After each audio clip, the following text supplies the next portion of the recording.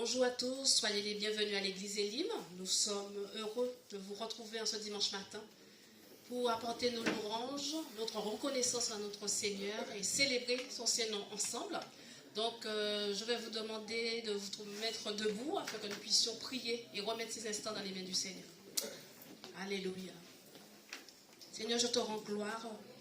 Je te remercie pour ta bonté et ta grâce envers chacun d'entre nous, Seigneur. Tu es digne de recevoir notre reconnaissance, nos louanges, notre adoration. Parce que mon Dieu, tu es le grand Dieu, le Tout-Puissant, celui qui dit et les choses arrivent, celui à qui rien n'est impossible, Seigneur. Nous t'apportons, Seigneur, le meilleur de nous-mêmes en ce dimanche matin, afin de célébrer et d'honorer ton Saint-Nom. Dans le nom précieux de Jésus, tu diriges et tu conduis ce culte que nous allons te rendre. Amen. Alléluia. Gloire à toi, Seigneur. David disait dans le psaume 143, verset 8, « Fais-moi dès le matin entendre ta bonté, car je me confie en toi.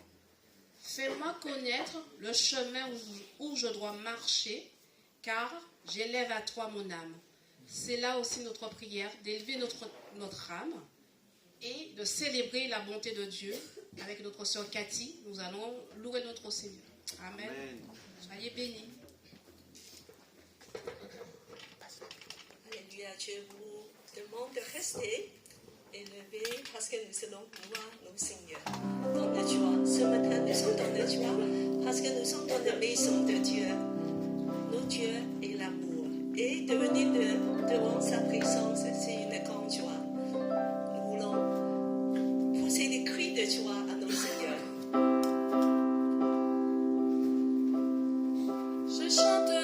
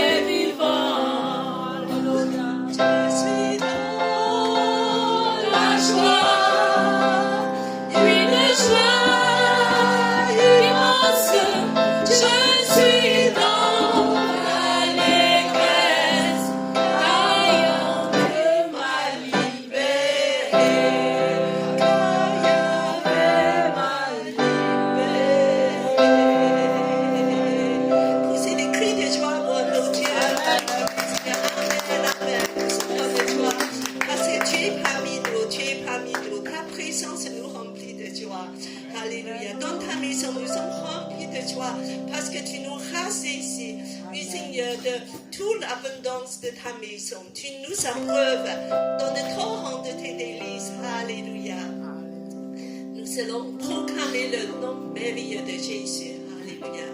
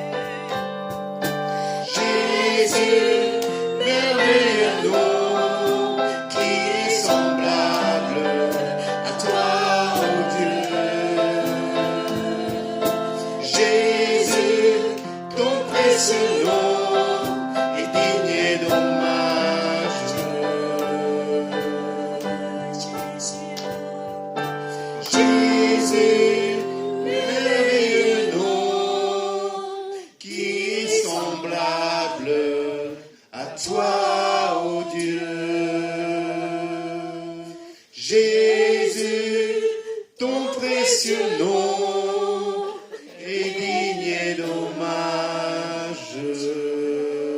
Seigneur, nous te louons, nous t'adorons ce matin.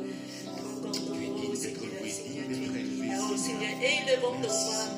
Oh Père, François Jésus, adorez nos dieux, adorez Jésus. Oui, Seigneur, nous proclamons. Tu es si fidèle, si bon. Tu es là pour moi, Seigneur. Oh Seigneur, Seigneur, nous te louons, nous procédons devant toi. Oh Seigneur, alléluia, Seigneur, tu es glorieux, tu es merveilleux, tu es magnifique. Oh Seigneur Jésus, tu es le centre de nos vies. Oh Seigneur, donc ce matin, nous voulons te louer encore. Alléluia, nous t'adorons, Seigneur, Seigneur. Nous voulons voir ta gloire. Descends en ce lieu parmi nous. Dieu, nous voulons voir ta gloire. Descends en ce lieu parmi nous. Dieu, nous voulons voir ta gloire. Descends en ce lieu parmi nous. Dieu, nous voulons voir ta gloire. Descends en ce lieu parmi nous.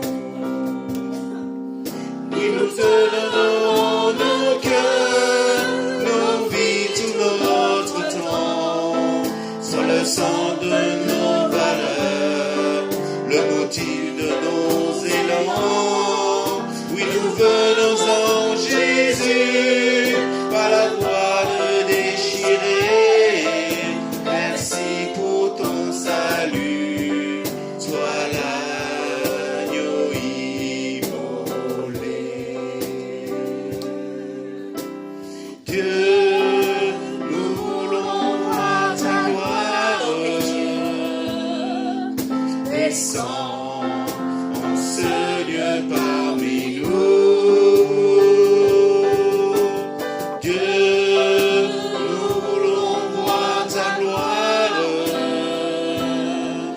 Descends en ce lieu parmi nous. Nous croyons en tes promesses, oui, amen en Jésus. Nous sommes conscients de nos faiblesses, sans ta grâce nous sommes perdus. Mais nous venons en Jésus, par la voile déchirée. Merci pour ton salut, sois l'agneau immolé.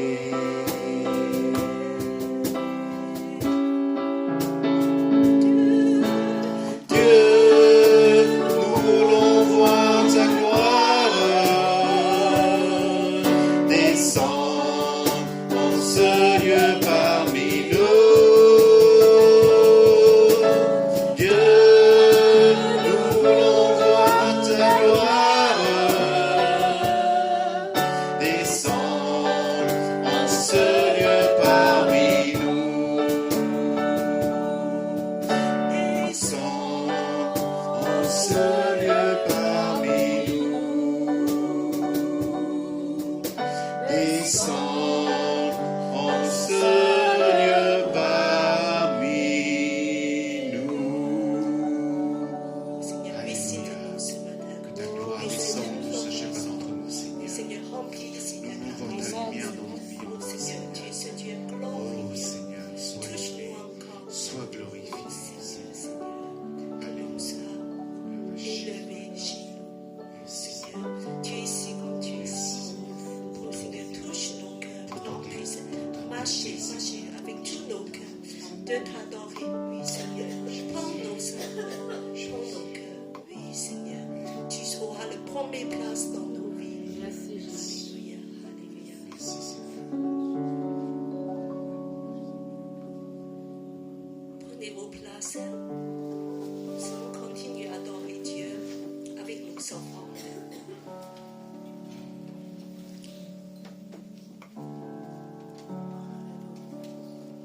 Et Seigneur, tout est pour toi.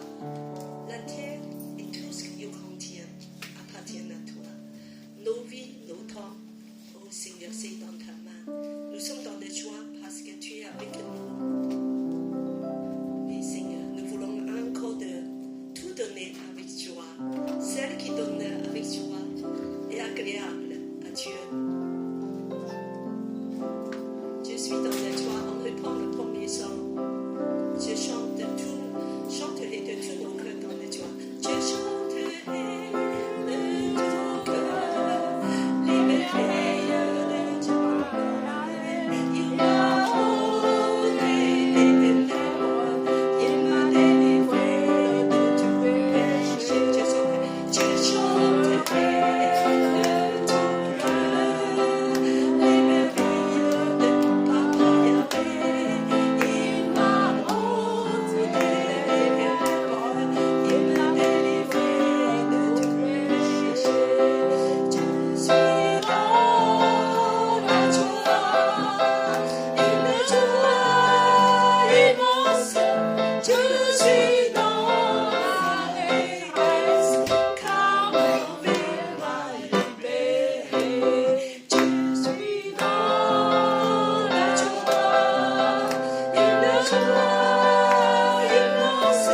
Je suis dans l'allégresse, car mon Dieu m'a libéré.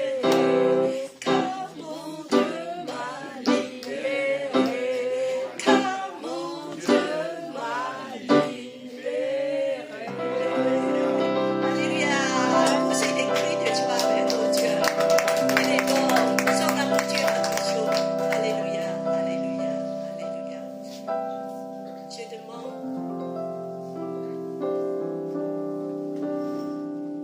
Patricia a prié pour les enfants à haute voix.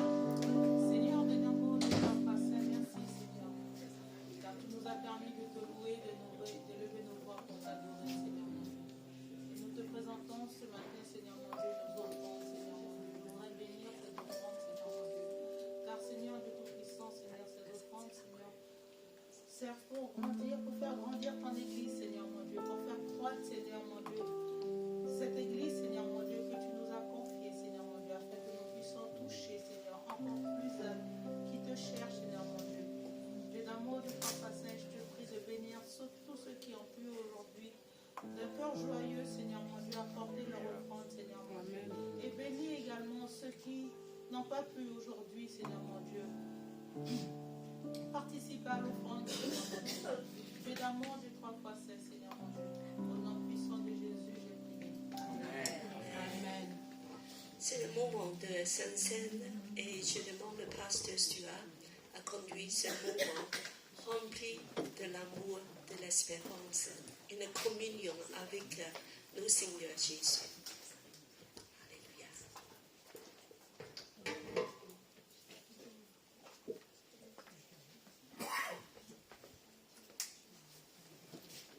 Bonjour à tous, en particulier à ceux que je n'ai pas encore salués. Je crois qu'il y en a quelques-uns.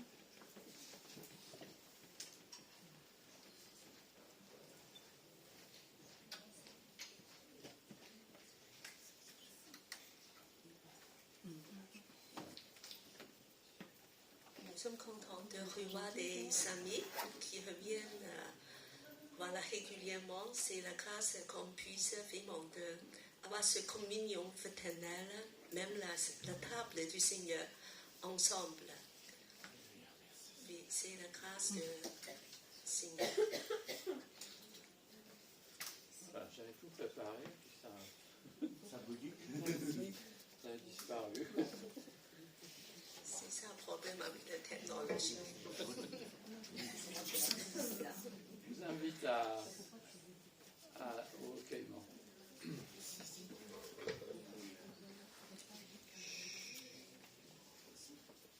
Seigneur, rassemble notre cœur, rassemble nos voix dans ce respect, Merci parce que nous avons pu te louer à vive voix, avec nos chants, avec notre émotion, notre pensée. Et nous voulons nous tourner vers toi maintenant pour nous rappeler comment tu as acquis cette victoire que nous avons célébrée. Seigneur, dispose notre cœur pour t'accueillir à nouveau. Dispose notre cœur à vivre ce moment de communion fraternelle entre nous. Fais en sorte que cette sainte scène soit un moment de joie, de bénédiction pour tous ceux qui sont préparés dans leur cœur pour y prendre part. Amen. Amen. Je voudrais introduire ce moment par 2-3 versets du psaume 116.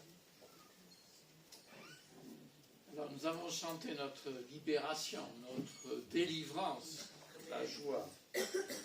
Et le psalmiste dit ceci: comment rendre au Seigneur tout le bien qu'il m'a fait? Comment rendre au Seigneur tout le bien qu'il m'a fait? Enfin, la réponse c'est que c'est impossible. Mais il poursuit en disant: je lèverai. Alors, on n'a pas de coupe là, enfin, on a des coupes.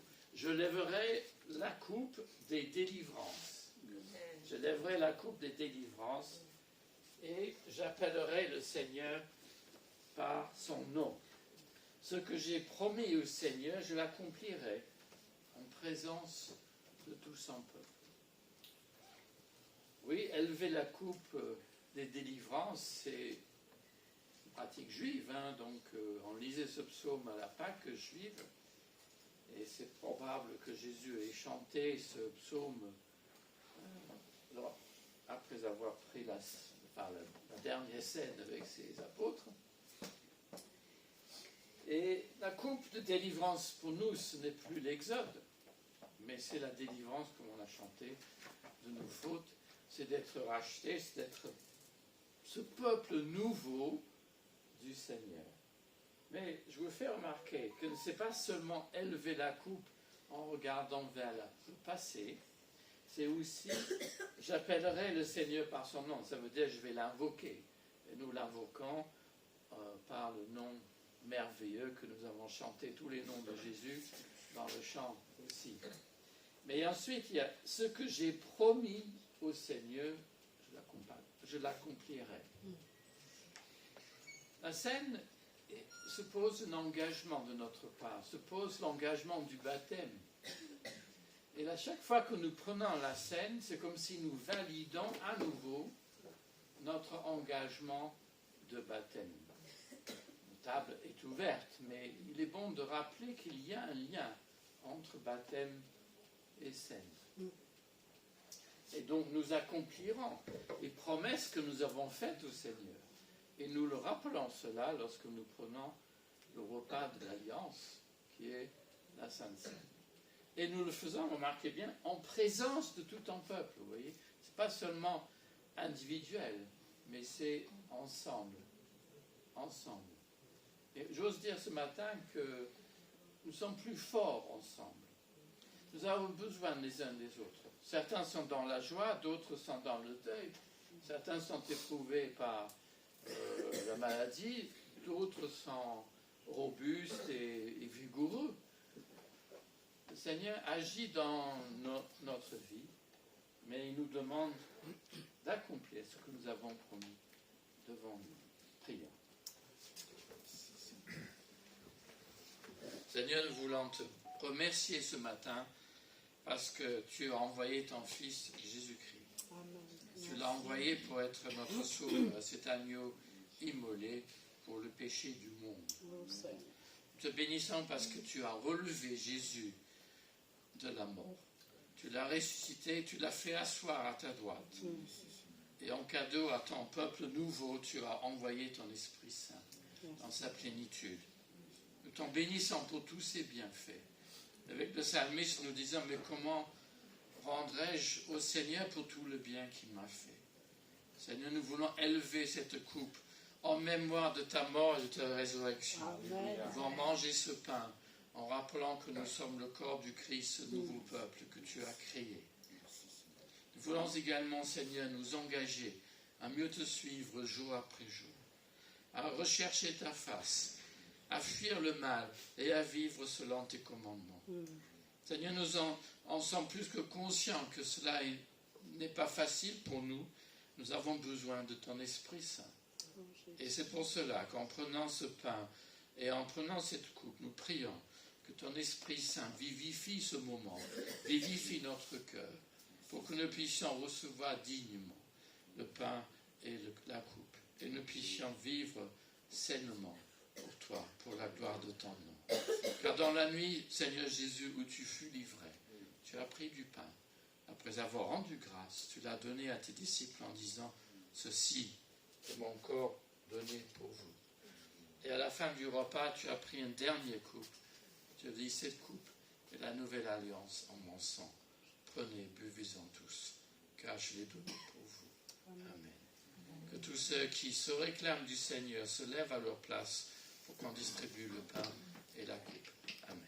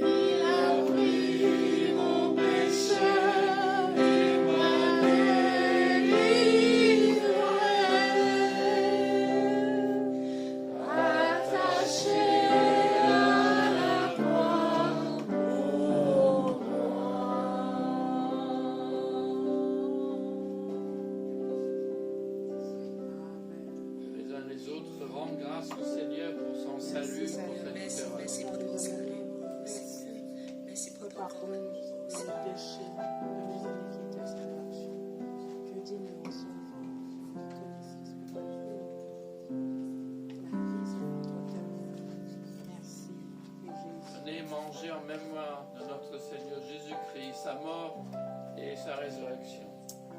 Et ensuite buvez en mémoire de sa victoire sur la mort, cette coupe de délivrance, de salut.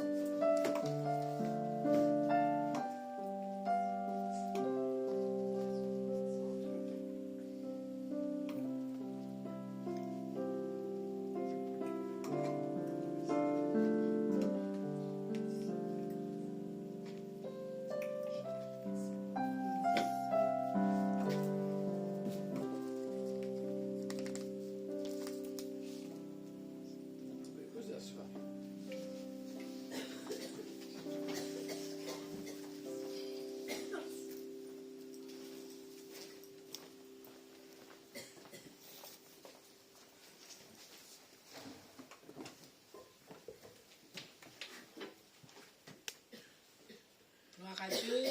Merci encore d'être présent parmi nous et bienvenue à toutes les sœurs et frères qui sont présentiels, mais aussi à ceux et celles qui sont distanciels. Une pensée particulière à notre sœur Luce, que Dieu continue à prendre soin de toi, ma sœur. Sois bénie. Nous avons quelques annonces pour la semaine et pour des dates et des rendez-vous à ne pas manquer, que l'Église Elim vous encourage. Donc, nous voulons déjà vous rappeler que l'Église Elim, c'est une église des nations dont la vision est d'aimer Dieu, d'aimer la famille de Dieu, de servir les autres. Là, c'est donc là notre objectif pour l'Église. Nous avons des rendez-vous qui, vous devez noter, notamment Ce dimanche, après le culte, nous aurons le parcours des disciples. Donc, une fois le culte s'est terminé, un temps d'échange, d'agape, et nous allons reprendre vers 13h pour continuer la leçon numéro 5.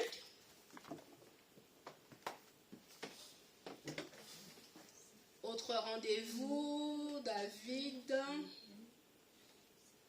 Voilà. Alors ça, c'est un rendez-vous que vous devez noter. À partir du dimanche 2 juin, donc le mois prochain, nous allons revenir à l'horaire de 10h30 ici à Elim. Parce que l'église précédente, elle passera au culte de l'après-midi. Elle fera son culte dimanche après-midi. Donc nous allons avancer notre horaire. Donc 10h30 à partir du dimanche 2 juin. Donc mettez bien vos pendules à l'heure, programmez bien votre rendez-vous. Le culte va commencer à 10h30. On va le répéter chaque dimanche, que vous puissiez bien penser que nous revenons à 10h30 à partir du dimanche... À partir du mois prochain. 2 juin. Voilà. Alors, dans le cadre des JO, l'Église est invitée à prier avec d'autres églises partenaires. Donc, le prochain rendez-vous aura lieu lundi 13 mai à 18h30. Voilà. À 18h30 ici. Pour ceux qui sont disponibles, vous pouvez venir prier avec les autres églises partenaires dans le cadre des JO pour que nous puissions prier pour Paris et que la parole du Seigneur soit encore efficace durant ce grand événement qui est les JO. Alors, notre sœur Sylviane va passer auprès de vous. Nous avons eu des Bibles qui ont été éditées dans le cadre des JO. Cette Bible s'appelle « Plus précieux que l'or ». L'objectif de cette Bible, c'est pouvoir évangéliser quelqu'un de votre connaissance, un ami, un collègue, qui ne connaît pas Jésus. Parce qu'à l'intérieur de cette Bible, il y a les témoignages de sportifs de haut niveau qui sont chrétiens. Donc c'est pouvoir encore partager la parole de Dieu avec des personnes qui ne connaissent pas Dieu. Donc c'est un temps d'évangélisation en donnant cette Bible à quelqu'un qui vous est proche et qui ne connaît pas le Seigneur, encore encourager pour pouvoir partager la parole du Seigneur avec un de vos proches. Voilà. Donc l'autre rendez-vous qui est immédiat, donc c'est mercredi prochain, le 8 mai. Toujours dans le cadre des JO, il y aura cette rencontre Fête, Sport et Unité qui aura lieu au stade de Pierre de Coubertin dans le 16e. Et de 14h à 18h, il y a nos sœurs qui participent à la chorale. On peut venir les encourager et il y aura d'autres prestataires, je crois, durant ce grand rendez-vous. Et le billet. Je vais ajouter quelque chose pour ça. Alors, je vous invite tous de venir parce que c'est un très grand événement pour l'arrivée des flammes olympiques. Donc, cet événement, l'Église a vraiment lutté pour avoir cette occasion. On m'a présenté un choral inter-Église. Voilà, il y a aussi des catholiques et d'autres. Et ça fait déjà peut-être 2 mois qu'ils ont répété ces chants. Dans nos assemblées, il y a 3-4 personnes qui vont participer. Et cette salle n'est pas encore remplie. Il y a un peu plus de 3000 places. Donc, je vous demande vraiment de saisir cette occasion d'élever la louange de Dieu dans le ciel de Paris pour inaugurer les Jeux olympiques, pour que ça soit un événement à la gloire de Dieu. Alors, et les billets, vous pouvez acheter sur Internet 10 €, c'est pas cher, donc il y a encore la place. Voilà. Donc, c'est vraiment que nous remercions Dieu pour cette occasion. Que à sa gloire, de proclamer à sa gloire. Voilà. Et nous voulons inviter le pasteur Stuart ce matin de partager le message de Dieu pour nous.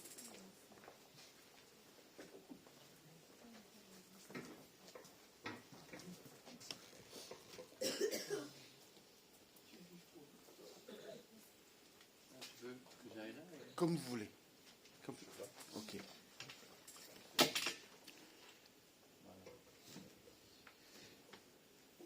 Juste une petite note, là, j'ai vu en fait, c'est des Nouveaux Testaments, là, et c'est dans la version, donc, en Nouvelle Français courant, que j'utilise avec vous. Donc, très accessible pour des gens qui n'ont pas de culture biblique. Voilà. Alors, nous avons, voilà le titre, les bons plans pour survivre dans notre société. Nous sommes dans cette première lettre de Pierre et nous arrivons donc à une grande partie. On va prier puis faire de l'écoute. Seigneur, aide-nous à nous concentrer et à retirer quelque chose pour nous ce matin. Merci pour ta parole qui est lumière sur notre chemin. Fais qu'elle brille dans notre situation et qu'elle nous aide à mieux vivre pour toi. Au nom de Jésus, nous avons prié. Amen. Donc j'ai deux lectures, une dans l'Ancien Testament, et parce que le passage est cité dans Pierre, et le deuxième, vous m'entendez si je ne tiens pas le micro à la main? Oui. C'est bon. Alors, je ne sais pas qui est-ce qui va lire ça. C'est tout là? C'est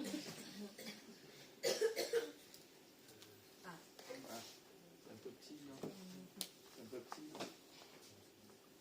Ne te réjouis pas lorsque ton ennemi tombe, ne saute pas de joie lorsqu'il trébuche. Le Seigneur verrait cela d'un mauvais œil, et il détournerait sa colère de ton ennemi. Ne t'irrite pas au sujet de ceux qui font le mal et n'envie pas les méchants. L'enregistrement ne sera pas bon. Ah, ok. Il n'y a aucun Attendez, on va recommencer parce qu'il y a un bout avant, là. On va louper le... Ça commence à partir du verset 9. Excusez-moi. C'est ça? Ouais, c'est ça. Ah, ouais. Ok, allez-y. Les machinations d'un insensé sont toujours coupables et celui qui se moque se rend odieux. Si tu perds courage au jour de l'épreuve, ton courage est bien fait. Efforce-toi de soulever les condamnés à mort, ceux qui vont traîner injustement au supplice. Si tu dis que je n'étais pas au courant, celui qui examine le fond du cœur sait qu'il en est. Il t'observe, il connaît tout, il juge chacun selon ses actes. Et puis la deuxième partie, donc au verset 17. David? Ne te réjouis pas lorsque ton ennemi tombe, ne saute pas de joie lorsqu'il trébuche. Le Seigneur verra cela d'un mauvais œil et ne détournerait sa colère de ton ennemi. Ne t'irrite pas au sujet de ceux qui font le mal et n'envie pas les méchants. Ils n'ont aucun avenir, leur vie est comme une lampe qui s'éteint. Mon enfant, reconnais l'autorité du Seigneur et celle du roi. Ne t'associe pas à ceux qui veulent tout changer, car ces personnes peuvent être anéanties soudainement et qui sait quel désastre le Seigneur et le roi sont capables de susciter contre elles. Merci. On ne va pas trop commenter ce passage, mais c'est intéressant. On va passer à la suite dans le Nouveau Testament. 1 Pierre. Celui-là, il est un peu court. Voilà, ok. Deuxième lecture dans 1 Pierre, chapitre 2, les versets 11 à 17. Et ça a lu dans la Nouvelle Français courant. 1 Pierre 2, 11 à 17. Je vous y encourage, très chers amis, vous qui êtes des immigrés, des gens de passage sur cette terre, tenez-vous à l'écart des penchants mauvais qui font la guerre à votre être. Ayez une bonne conduite parmi les païens, ainsi, même s'ils vous calomnient en vous traitant de malfaiteurs, ils seront obligés de reconnaître le bien que vous faites et de remercier Dieu le jour où il viendra. Soyez soumis, à cause du Seigneur, à toute autorité humaine, à l'empereur qui a le pouvoir suprême et au gouverneur, envoyés par lui pour punir les malfaiteurs et pour louer ceux qui font le bien.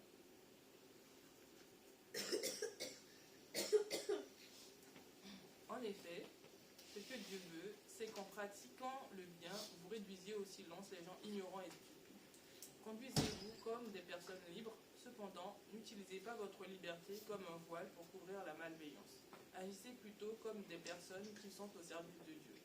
Respectez tous les êtres humains, aimez vos frères et vos sœurs en la foi, reconnaissez l'autorité de Dieu, respectez donc aussi l'empereur. Merci. Voilà. Oui, il y a beaucoup de choses là. Hein. Ouais, il faudrait peut-être le relire ça tranquillement chez vous cet après-midi. Alors, il paraît, parce que Cathy m'a soufflé un petit peu sur la sainteté, c'est un thème qui vous préoccupe. Bien que là, avec les JO, l'évangélisation, il y a beaucoup de choses. Et dans cette lettre de Pierre, donc, et c'est vrai qu'il y a beaucoup de choses. Donc, on sélectionne un petit peu. Alors, la sainteté, moi, quand elle m'a dit ça, je dis, ouais, c'est pour les moines, la sainteté. Mère Teresa, quoi, ou peut-être pour les... peut-être Watchmani. La sanctification. Voilà, c'est ça. Mais la sanctification vise qu'on on va vers la sainteté. C'est la même famille de mots. Ouais. Ou peut-être, pour rappeler les JO, donc j'ai parlé la dernière fois d'Eric Liddell, au JO de 1924, et au film Chariot de feu. Mais pour des gars qui posturent, pour des malades, des personnes âgées, la sainteté, ouais, ça n'a pas trop la cote aujourd'hui. On connaît, hein. Même dans les églises, on n'en parle pas beaucoup. Parce que regardez nos familles, regardez nos combats, regardez nos difficultés. La sanctification, la sainteté, ce sont des sujets qui semblent un peu de notre âge, notre monde même. Alors, en quoi cette première de Pierre nous aide-t-il? Parce que c'est ça la question. Alors, certains savent admirer nos icônes, hein, sur les écrans ou dans les musiques. Et je remercie en passant Cathy pour les PowerPoint, bien qu'à un ou deux endroits, je vais corriger un petit peu. Enfin, elle a très bien fait, mais elle n'a pas vu quelques subtilités. Alors, c'est admirer nos icônes, mais sans croire que nous pouvons vivre une belle vie pour Christ. Parce que c'est ça que demande l'apôtre. Ayez une bonne ou une belle conduite parmi les gens de droit. Nous pouvons vivre une belle vie pour Jésus-Christ. Sans réduire la sagesse biblique à un slogan commercial, la question que pose un Pierre et que nous pouvons nous poser tous les matins, c'est comment vivre, comment survivre dans notre société occidentale. C'est quoi être saint aujourd'hui? Est-ce à la portée du chrétien lambda, donc, enfin, je veux dire, à nous tous, quoi. Devenir exemplaire, c'est ce qu'on aimerait que les personnages publics soient exemplaires, mais même pour nous-mêmes, ça semble difficile. Et c'est vrai que l'apôtre l'avait commandé au chapitre 1er, il a cité « Soyez saints, car je suis saint », dit le Seigneur dans l'Ancien Testament. Là, il reprend le flambeau, donc c'est au début, verset 11. Alors c'est une longue exhortation. Alors, exhorter en grec, c'est aussi encourager. Donc, Seigneur nous exhorte, c'est pour nous encourager. Et donc c'est une exhortation qui va jusqu'au chapitre 3, verset 7. On ne va pas prendre tout cela, sinon vous serez ici un peu plus longtemps. Et il rassemble à d'autres passages dans les épîtres de Paul, qu'on appelle les tables domestiques. C'est pas très joli comme traduction de l'allemand, Haustafeln, mais c'est des suites de situations sociales où l'apôtre prône une certaine attitude. Donc c'est pour ça qu'on peut appeler ça les états, si vous voulez, différentes relations humaines. Alors Colossiens 3, 16 est peut-être l'exemple le plus clair. C'est pas identique. Alors ce qu'il faut préciser, c'est que dans ces exhortations, les apôtres se démarquent de la morale juive et aussi de la sagesse grecque. C'est pour dire que le Nouveau Testament peut ressembler à la morale, que ce soit juive, laïque, ou cette sagesse grecque, ou même orientale, hein, pour certains. Mais la Bible n'est pas un livre, au contraire de ce que nous pensons, n'est pas un livre de morale. Elle est un livre de grâce. De grâce pour vivre, oui, pour vivre sainement, comme Dieu le veut. Et ça, c'est important parce que on peut lire ce genre de passage avec des filtres, avec les enseignements qu'on a eus par le passé, qui nous ont écrasés, qui nous ont fait dire, mais moi, j'arrive pas, je ne suis pas à la hauteur. Et beaucoup de personnes dans notre société ne sont pas à la hauteur, se sont écrasées par des gens violents, des gens agressifs, des gens qui nous écrasent au travail ou dans les relations humaines. Et on peut prendre ce genre de passage pour un peu cautionner cela. Ce n'est pas son but. Mais c'est pour nous dire que il est possible de se servir de la Bible pour justifier des choses que Dieu ne justifie pas. Donc il faut la lire attentivement, ce qui est dit. Tout d'abord, notre nouvelle conduite découle de notre identité nouvelle. On n'a pas lu cela, mais pourtant c'est un passage clé. Le chapitre 2, les versets 9 et 10, juste avant. Vous êtes une race élue, vous êtes un nouveau peuple. C'est de notre identité, nouvelle identité, sur quoi va reposer donc le commandement de vivre autrement. Ce n'est pas faites un effort, messieurs, dames, non, ce n'est pas une morale, ce n'est pas des devoirs qu'on doit accomplir parce qu'on est des bons chrétiens. Vous voyez la différence? C'est hyper important, parce que c'est une question de motivation. Ce n'est pas la morale de grand-père ou grand-mère. Ce n'est pas la morale traditionnelle de la société chinoise ou de la société européenne. Non. Il y a quelque chose de fondamentalement différent, ce que disent les apôtres dans ces passages. Mais on est capable de ne pas le voir. Parce que notre modèle nous est propre. C'est quoi notre modèle de conduite? C'est Jésus-Christ lui-même. Verset 21. Christ lui-même a souffert pour vous, il vous a laissé un modèle afin que vous suiviez ses traces. Donc notre conduite sera inspirée par les attitudes et le comportement de Jésus lui-même. Vous voyez la différence? Ça change tout. Alors, une sainteté authentique. Il n'y a pas de sainteté tout seul. Alors j'ai cité quelqu'un, mais ça n'a pas d'importance. Hein. Il n'y a pas de sainteté dans sainteté sociale. C'est-à-dire, la sainteté qui nous est personnelle ne se voit pas si on est tout seul dans son coin. Elle se voit dans nos relations avec les gens, dans la famille, dans l'église, dans la société. Donc ce n'est pas une mentalité ici de croître. Hein.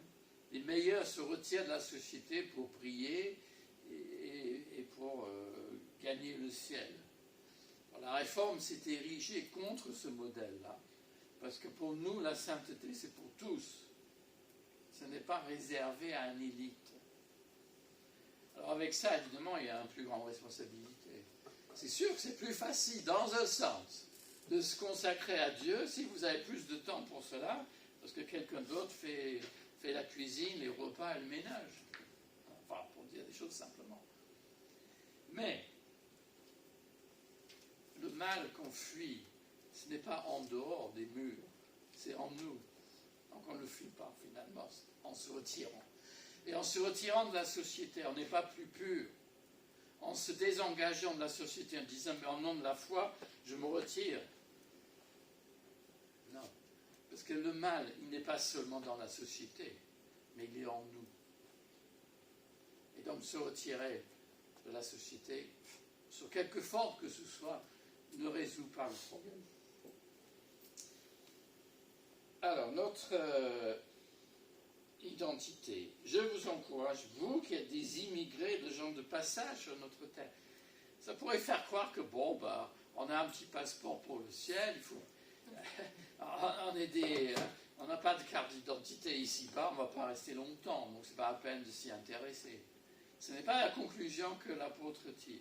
Mais il nous rappelle qu'il ne faut pas être trop installé sur cette terre. Et ça, c'est le danger aujourd'hui.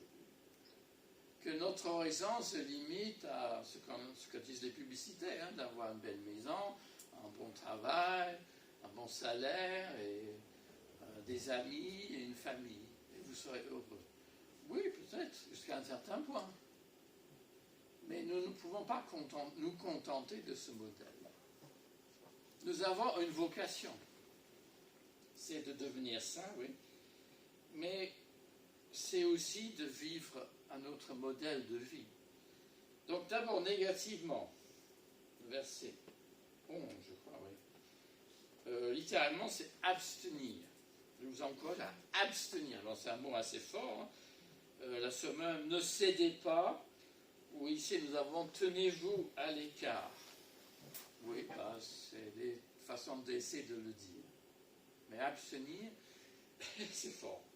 Ça suppose que nous pouvons résister au mal. Ça suppose que nous pouvons surmonter ce que la Nouvelle Français courant appelle nous penchant mauvais. Penchant mauvais, c'est un concept un peu imprécis, je dirais. Mais je vais essayer de le... Mais qui font quand même la guerre à votre être. Là, cette traduction, elle est préférable, bien sûr. Le mot est littéralement âme, bien sûr. Mais âme, c'est la personne. C'est pas seulement, c'est pas une partie de l'être. Et ça, c'est notre danger, c'est de filtrer que tout ce qui est mauvais est physique et tout ce qui est spirituel, enfin, on va y venir, et non matériel. En fait, il ne s'agit pas, alors j'ai employé des mots un peu compliqués, d'un dualisme païen au grec, c'est-à-dire la chair ou le corps est mauvais, tout ce qui est même la beauté physique ou l'administratif, on le voit comme mauvais. Et ce qui est spirituel, donc de l'âme, serait, ce qui est mal défini, serait ce qui n'est pas matériel. Mais ça, c'est vraiment une erreur. Et pourtant, elle est là dans nos milieux, elle est là dans certains livres, enfin peut-être un peu moins aujourd'hui. Mais elle sous-tend peut-être les discours. Que être saint, c'est être spirituel, mais je veux dire, manger, vivre en famille, se marier, ça passe, mais c'est limite quand même. Être spirituel, c'est être, enfin, vous voyez, on conçoit le spirituel d'une manière non matérielle. Et ainsi, on filtre, parce qu'on fait de la chair, les pulsions de la chair, ou les désirs de la chair, les passions humaines qu'on a ici, on les considère comme seulement ce qui est physique, hein, la gourmandise, la luxure, mais c'est plus que cela. Donc on se dit, oui, il faut fuir les excès. Ouais, d'accord, on est bien d'accord. Mais l'orgueil, l'agressivité, ça, c'est pas physique, mais ça se traduit quelque chose en nous. La soif de guerre, l'amour de l'argent ou de posséder, ça, c'est des passions humaines aussi. Et c'est celle-là aussi il faut s'en abstenir. Donc vous voyez, c'est notre définition, elle n'est pas bien au départ, on va filtrer des choses. On ne va pas voir certaines choses. Donc ça, c'est un peu négatif, je suis bien sûr. Mais le désir de dominer aussi, ça en fait partie. Alors si vous parlez que ce qui est mal est seulement physique, ben, on ne voit pas ça.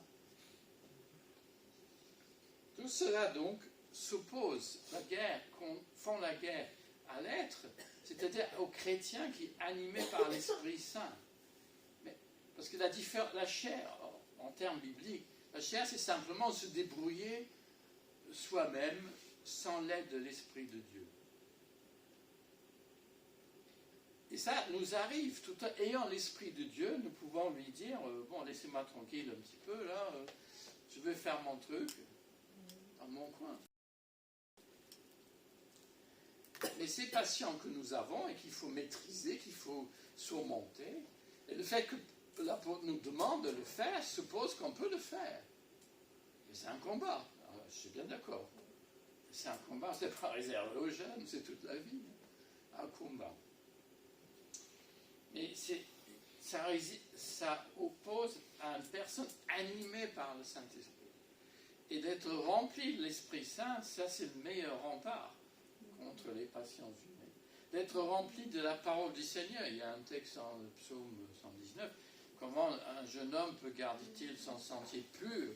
C'est en serrant la parole de Dieu dans son cœur. Mais qu'est-ce que ça veut dire? Ça veut dire en fait que souvent c'est le mental où ça commence le mal. Et donc il y a une place pour que notre mental soit influencé, rempli de la parole de Dieu. C'est quand on n'a rien à faire, on ne sait pas, bon, on traîne. Et là, mais être positivement, être rempli. Enfin, autrement dit, cultiver la maîtrise de soi. Alors ça commence à se corser maintenant. Hein. Pardon. Libre et soumis. C'est vrai, la première de Pierre s'adresse aux chrétiens qui sont dispersés dans une société hostile, un peu comme la nôtre. Hein. Quel lien avait-il avec les Juifs? On les voyait comme une secte. Hein. Et l'Empire romain, et il y a des auteurs qui l'ont fait, pouvaient accuser les chrétiens d'être anarchistes. Parce qu'ils refusaient de plier le genou. Ils refusaient d'ailleurs certaines choses aux Jeux Olympiques aussi. Ils refusaient d'offrir un culte à l'empereur. Et donc ça a été interprété comme ils refusaient le rôle de l'empereur, quoi. Voilà, donc on pouvait les considérer comme anarchistes. Également, on est traité, alors là ça va vous surprendre, peut-être si vous ne le savez pas, on est traité aussi, je disais qu'ils pratiquaient le cannibalisme. Les chrétiens. Parce que on disait, oui, mais ils mangent le corps du Christ. L'autre leur disait, mais vous voyez, c'est comme c'est détourné. Et puis, ils prêtaient pas, ils respectaient pas l'ordre social parce que les esclaves chrétiens étaient bien traités par les autres au sein de l'Église. Et les femmes pouvaient prendre la parole en prophétisant sereinement dans les assemblées. Et ces chrétiens se tenaient à l'écart des ripailles de leurs voisins. Alors les mauvaises langues imaginaient toutes sortes de choses. Comme j'ai dit, c'est cannibalisme. Alors on comprend mieux le passage si on sait ça. Parce que l'apôtre, alors qu'est-ce qu'il dit? Soyez soumis. Ouh. Qu'est-ce que ça veut dire? Mais écoutez bien, parce que je crois que c'est un de ces passages, comme d'autres dans les épîtres, où dans notre société plus égalitaire, ça passe moins bien. Mais qu'est-ce que ça veut dire? Et pourquoi l'apôtre le dit-il? Je vais prendre une option qui n'est pas forcément de tous, mais soyez soumis. Là, tout le monde est assez d'accord avec ce que ça veut dire. C'est subordonnez-vous. Moi, je dirais c'est accepter et assumer votre place dans la société. C'est prenez vos responsabilités dans une société démocratique, prenez votre place et occupez-la. Mais acceptez ce que vous êtes et là où vous êtes. Acceptez qu'il y a, dans les relations humaines, il y a des gens qui ont une position, entre guillemets, supérieure. Et c'est cela, c'est accepter cela. Mais pourquoi l'apôtre a-t-il dit ça? Parce que les esclaves, les femmes, les citoyens obéissaient, enfin respectaient, étaient soumis à leur mari ou les esclaves à leur maître. Alors pourquoi il fallait-il le dire? C'est parce que quand l'Évangile a fait irruption dans les cœurs, la libération je ne dirais pas de Papa Yahvé, parce que, bon, c'est vrai que pendant 30 ans, on a dit que c'était Abba, Père, Papa. Moi, je trouve Papa un petit peu familier, quand même. Mais bon, c'est question de culture, peut-être. Oui, pourquoi je digresse là? Oui. Donc, pourquoi est-il dit qu'il faut y soyez suivis? Ben parce que la tentation, c'est de ne pas l'être. Parce que la liberté chrétienne a fait que on considère tout le monde dans l'Église comme les frères et sœurs, qu'ils soient esclaves, qu'ils soient servantes, qu'ils soient maîtres. Donc les relations ont changé. Et mais vis-à-vis de l'extérieur, donc l'apôtre dit, soyez soumis, acceptez qu'il y a des normes sociaux. Mais dans notre société plus égalitaire, ce n'est pas refuser, enfin la soumission a mauvaise presse, mais c'est accepter qu'il y a l'autre. Alors, là où ça devient un petit peu... oui, alors pourquoi?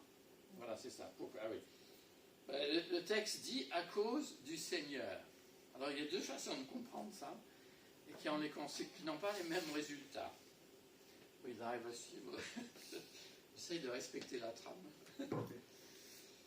Et donc, je m'appuie sur le verset 21 pour plaider que le Seigneur là, c'est le Seigneur Jésus. Et que ce que dit ce passage, c'est que notre motivation pour nous soumettre aux autorités, c'est la souffrance de Jésus-Christ. À cause de lui, il est le modèle et nous le suivons. Et, bon, vous allez me dire, oui, ça n'a pas très... je le dirai dans un instant.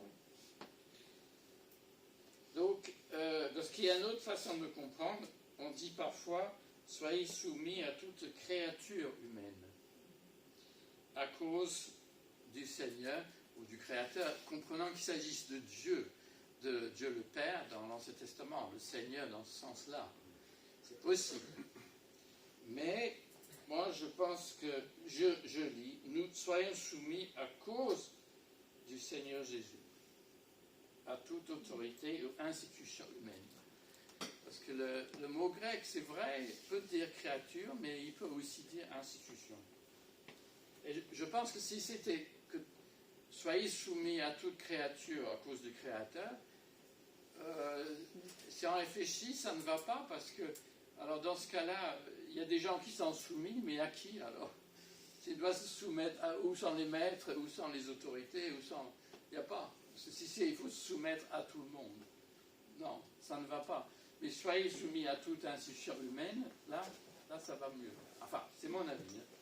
Je ne suis pas le seul à le dire, mais il y a d'autres personnes qui ne pensent pas ça. Alors, dans le premier groupe où cette soumission va s'exercer, parce qu'il y en a trois, mais on ne va pas les aborder tous. Simplement ce matin, ce sont les autorités civiles. Donc littéralement, c'est au roi d'abord. Mais le roi, dans le Nouveau Testament, enfin dans ces passages, c'est l'empereur. Ça égale l'empereur. C'est pour ça que notre traduction a mis l'empereur. Donc soyez soumis à l'empereur, et ensuite au gouverneur qui l'a envoyé. Donc en fait, c'est respecter la hiérarchie de l'Empire romain. C'est accepter ça, sans forcément plier les genoux, offrir de l'encens à César.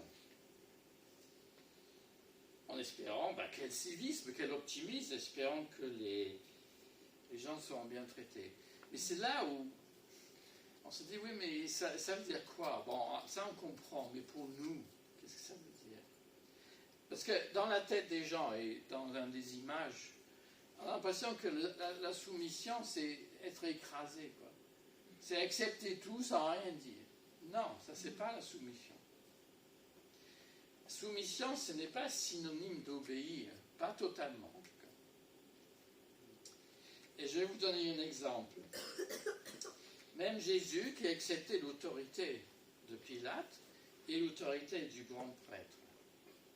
Quand il était devant le grand prêtre dans Jean 18, 22, 23, ben, il n'a pas répondu au grand prêtre comme le soldat voulait.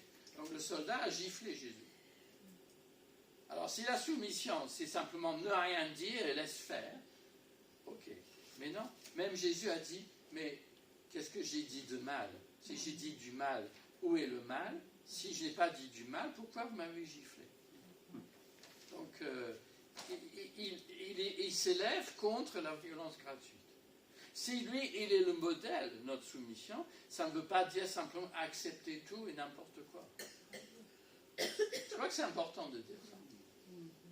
Bon, je ne vais pas aller faire un cours d'histoire sur la manière dont on a évolué dans les relations entre la société et les institutions politiques, mais je pense que je viens de dire sur l'évangile de Jean, c'est capital ça, parce qu'on ne le dit pas assez.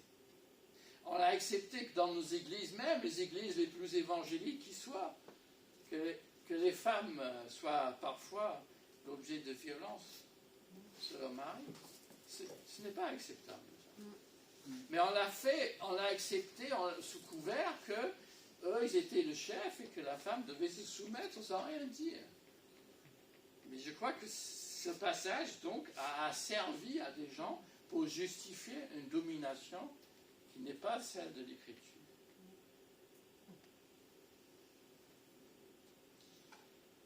Donc, c'est vrai que le résultat de Jésus, son procès, ça n'a pas bien tourné pour lui, hein, parce que ça a conduit à la croix.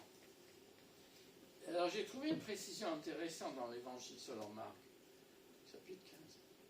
Il est dit que les grands prêtres livraient Jésus à cause de leur jalousie. Oui. Ah. On commence à comprendre un peu, vous voyez, là c'est pas physique, là c'est la jalousie. Donc, pour résumer, si nous devons agir, je vais le dire dans un instant, comme des personnes libres, si nous ne pouvons pas nous soumettre si nous ne sommes pas libres. C'est logique. Hein? Appeler aux chrétiens de se soumettre, ce n'est possible parce qu'ils sont libres. Et c'est pour ça que nous sommes libres et on choisit volontairement de se soumettre. Ce qui n'est pas la même chose que simplement baisser la tête et se faire écraser pour les puissants, qui qu'ils soient. Et donc, troisième point, nous avons à vivre en serviteurs de Dieu pour le respect de tous. Là, ça devient un peu plus moderne, si je peux dire. Mais en fait, la question, ça peut être des jeunes, ça peut être nous tous, hein. Mais comment naviguer aujourd'hui dans notre société? C'est pas évident. Hein. Alors, l'apôtre dit donc, conduisez-vous comme des personnes libres. Hein. On n'est pas esclave des horaires, on n'est pas esclave de l'alcool ou la pornographie ou je ne sais pas quoi. On n'est pas des esclaves. On est des personnes libres. Agissez plutôt, verset 16, hein, comme des personnes qui sont au service de Dieu. Alors,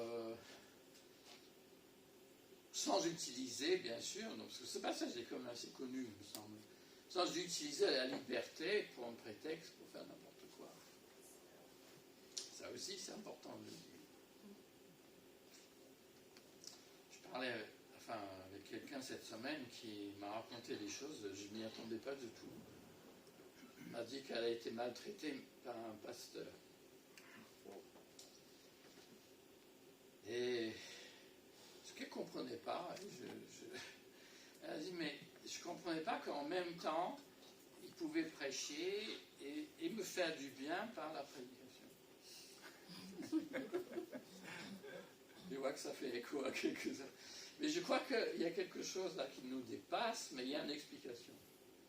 Le Seigneur, et c'est ça qui est extraordinaire et drôlement encourageant pour nous ce matin, le Seigneur utilise des gens qu'il a choisis. Il leur a donné des dons et qu'il l'utilise. Donc si vous voulez, il peut bénir quelqu'un, il peut bénir une assemblée par quelqu'un qui est en train de déraper. Alors c'est un peu paradoxal, mais c'est la grâce de Dieu n'est pas comment dire, ne dépend pas, voilà, ne dépend pas de la sainteté personnelle du pasteur. Vous comprenez ce que je veux dire? Même qu'un pasteur qui dérape, il peut vous faire du bien en prêchant, parce que le Seigneur l'utilise. Et en fait, c'est encourageant ça, parce que le Seigneur peut nous utiliser aussi, imparfaits que nous sommes.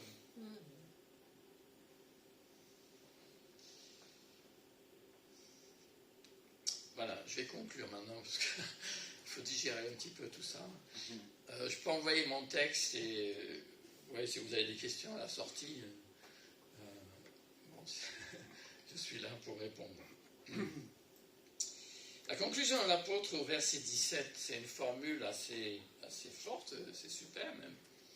Respectez, ouvre et clôt l'ensemble, et couvre donc les trois... Respectez tous les... qu'est-ce qu'il dit dans le français courant? Respectez tout le monde, oui. Je crois que c'est la meilleure traduction, ça. Mais ça veut dire quoi, tout le monde? Dans le contexte, ça voulait dire les juifs aussi bien que les non-juifs. Donc c'était ça, tout. Ça veut dire pas de discrimination. Voilà, pour nous, ça parle. Donc, juifs et païens. Et ensuite, l'apôtre ajoute, parce qu'il va citer le livre des Proverbes, c'est pour ça qu'on l'a lu,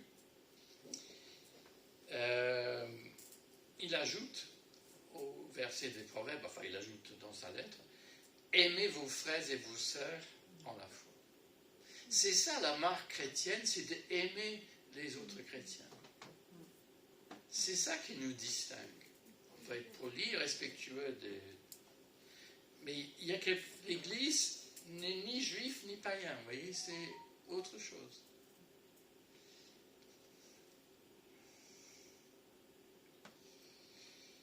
Donc il nomme la communauté, voilà. En fait, le terme ici, ça veut dire fraternité. Et voilà la citation, je vais conclure avec ça. La citation donc, de Proverbes 24-21 que nous avons lu. Alors ici, donc c'est le roi et Dieu, mais ils ne sont plus maintenant chez Pierre sur le même plan. Dans les Proverbes, c'était respecté, mais littéralement c'est craignez Dieu et le roi. Mais dans le français courant, ils ont traduit respecter le roi et Dieu, donc dans les Proverbes. Mais ça a changé dans 1 Pierre. Ce n'est plus pareil. Parce qu'on ne peut pas mettre le roi, enfin l'empereur en tout cas, sur le même plan que le roi d'Israël. Et puis aussi les gens comprennent que le roi d'Israël, c'est celui qui préfigure le Messie. Et donc le roi humain, on ne peut pas le mettre sur le même plan que Dieu. Vous savez, dans l'histoire de la France, le roi Soleil, il se considère comme le représentant de Dieu sur la terre, donc il faut le craindre autant que Dieu. Mais ce n'est pas ce que dit le Nouveau Testament. Seul Dieu est à adorer et seul Dieu est à craindre. Dans le sens que nous avons ici, de honorer, de respecter. Je préfère le terme craindre parce que c'est un peu plus fort. Bon, on a ici, je crois, reconnaissez l'autorité. Oui, c'est ça. Mais bon, pour mes oreilles à moi, craindre, ça me parle plus. Mais bon, respectez donc aussi l'empereur comme vous mais vous craignez Dieu. C'est-à-dire que vous lui accordez la place unique. Mais les autorités du pays ne sont pas au même plan que Dieu. Bon, c'est évident peut-être pour nous maintenant, mais c'est ce que dit le texte. Mais c'est dangereux ça pour les chrétiens au 1er siècle, parce qu'ils risquaient d'être compromis. Et certains ont donné leur vie en martyrs, parce qu'ils ont refusé de donner les honneurs à César. Alors la conclusion pour nous. Bon, vous allez dire, oui, souvent c'est pareil, il parle beaucoup, mais qu'est-ce qu'il raconte? Se soumettre, donc c'est respecter la loi et les institutions du pays, Mais ça ne veut pas dire simplement ne rien dire. Non. Dans une démocratie, c'est prendre nos responsabilités, car c'est même demander aux citoyens de s'y impliquer dans une démocratie, de voter, d'agir. Et donc, moi je tire quelques conclusions, parce que notre situation n'est pas identique en Europe, en tout cas occidentale, à celle de la première de Pierre. C'est refuser le repli sur notre vie interne, parce que c'est le danger. Hein, les églises, on s'occupe de nous, quoi. Mais on ne se soucie pas de celui de dehors. Bon, vous allez me dire, oui, mais on n'a pas tellement des moyens, c'est vrai. Mais en tout cas, il est bon que nous s'intéressions un peu à l'animation du quartier, et même de notre ville, hein, les associations, et ce qui se passe autour de nous. Ça fait partie de notre mission. Devenir saint, c'est marcher sur les traces du Christ crucifié.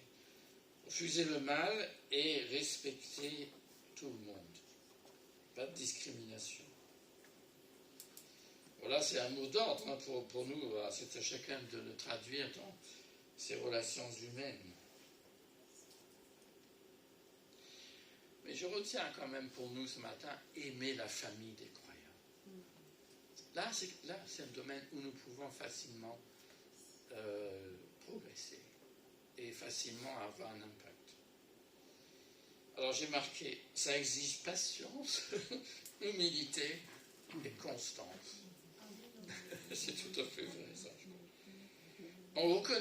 Pour devenir saint, reconnaître l'autorité de Dieu sur notre vie.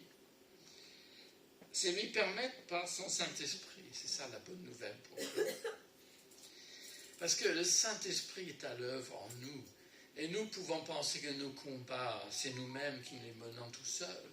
Mais le Saint-Esprit est là pour nous chuchoter à l'oreille. Attends, ne fais pas ça, ne fais pas ça. Vous l'entendez, le Saint-Esprit, parfois? Oui. Il vous avertit qu'il ne faut pas, c'est pas ce chemin-là. Parce qu'il veut nous changer, nous façonner à l'image de Christ. C'est ça la sanctification. Bon, c'est des gros mots, la théologie, ça. Mais grandir en sainteté, c'est pour nous tous. Pourquoi? Parce que nous sommes tous prêtres devant Dieu. Donc ce matin, allez-y, grandissez en sainteté et que le Seigneur vous aide. Amen. Prions.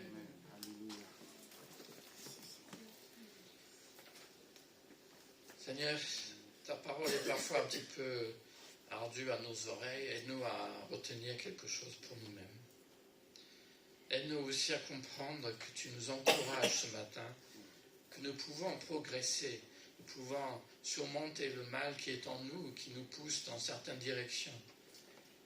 Seigneur, aide-nous à compter sur toi, que ton esprit, utilisant ta parole, nous éclaire, nous fortifie, nous rend courage. Seigneur, parfois nous sommes devant des choix qui ne sont pas évidents, il n'y a pas toujours un choix net, mais aide-nous à avoir le discernement. Aide-nous à compter aussi et à aimer nos frères et sœurs dans la foi. Aide-nous à nous encourager à grandir en toi. Au nom de Jésus-Christ. Amen. Amen. Merci.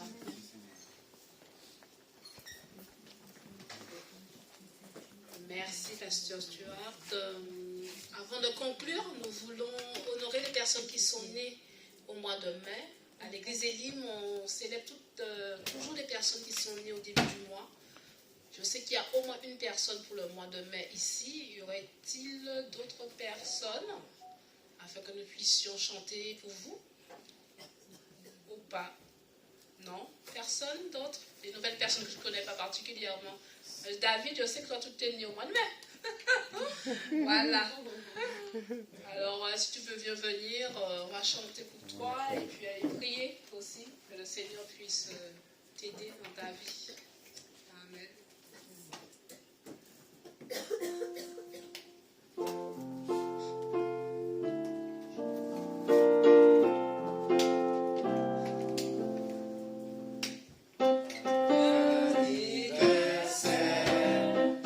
Joyeux anniversaire,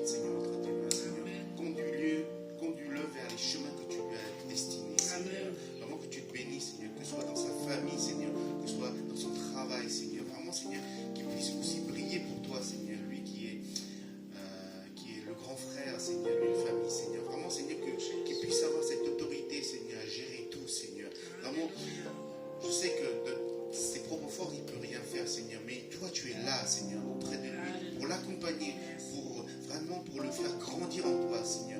Vraiment, Seigneur, aide-le à avoir encore plus soif de toi, Seigneur, de ta présence, Seigneur, et que ta volonté soit faite dans sa vie, Seigneur. Merci aussi pour sa maman, Seigneur, et pour ses deux frères, Seigneur. Sois loué, sois glorifié, au nom de Seigneur Jésus-Christ. Amen.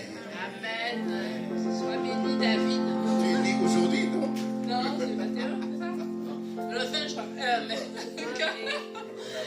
Merci à tous. Bon dimanche. Que le Seigneur vous protège durant cette semaine. Au revoir.